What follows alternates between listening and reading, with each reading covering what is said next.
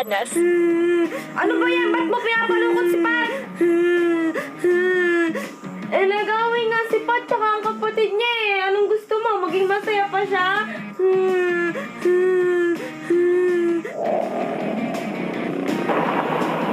Uy, Pat! Ikaw pala yan, Jepoy. Ba't ang lungkot mo? Wala lang. Ewan ko din eh. Alam ko na. Tara, sama ka sa akin. Ha? Saan tayo pupunta? Basta, tara! Teka! Dahil nga malungkot si Pat, niyaya ko siyang gumala.